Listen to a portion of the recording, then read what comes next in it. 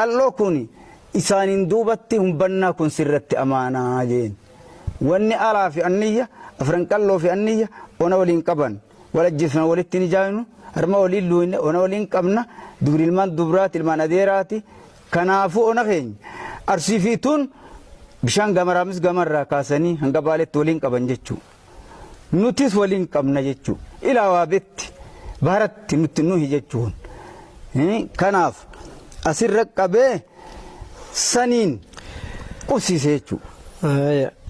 Mee akkaataan isa itti Oromoo keessaa bahe mee nutti hima. Kana deebi'eeti boora egaa qalloo kanatti bareentoo dhaabbatee umbana dhaabbatee isaan kun eegalamanii gaa qubatan kana abbaan keenya kun qabriin isaanii teessoon isaa argeessaa jaama. Argeessa kana isaatu sararee dhaabe jechuu.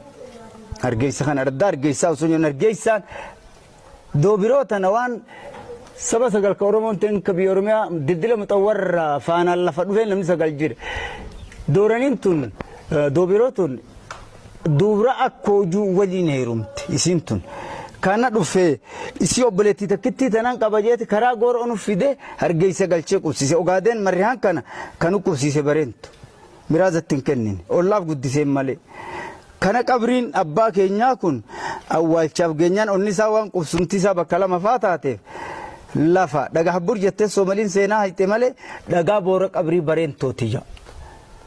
Dhagaa habbur keessatti awwaalame qabriin qalloo qabriin bareentoo.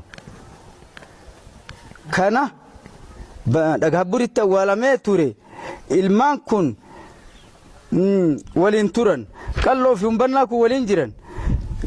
Yoggaa umbannaa kan akka fayyadaban jechuu isaan kun jarri sadeen hafe kun hoggaa fayyadabe qalloo wanti tun raayiduun tunu raayidde mee nutti yaami du'aa yaa nutti goosii falasaanii san nu godhee janiin harama hoggaa isattu kana inni abaaree fayyadaban kan yeroo sani hoggaa dhufe mee kottu wanti tu wanta taatee qalloo umbannaa keenya mee du'aa itti goonaa qalloo keenya wanti tu maal qalloo feete hoggaa yookiin tumaalee isa gahaa yookiin masheena reega gabbattu.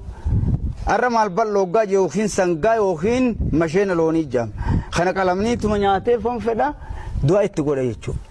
Asirra dhaabbatee fayyan. Aba wanti kun ilmaan nutti horte tokkichisaa kun ka'e nutti horuuf deema. Isaan kana umbannaa kana dhaamsineeti maatileen tun nutti biqilte maatii teenya addunyaa qaltee harkaa fi xuutee sisiiriitan ilmaan isaa barsiifti. Haa qallu haa gannu. Jaanii wal yaammatan jechuun isa guyyaan bahu ta'uu arraga. Takka dura amma dura ngeenye galma lama daate arra ni jira beekaa harrayyuun isaa kun hoggaatana yaamanii dhufnaan amma waan abbaan dhaammateef hoggaa dhufanii akkana janiin akki taatan ani kun imaltuun dhaquu deema gallee umbannaa kana ibidda dhaamsina ona kana ambititti hin jiru gaashanyiin isaa malee hin jiranii. Borana yaammatuuf deena kudha tokko borana heeramurtoota waajjirri keenya wallorraa yaamuu deema. Mukarra bulaa qalloo kun amaana abbaa isaa tana galmaan ga'u kana itti mala fudhate duuba guyyasiin dhufa achiin nuuf.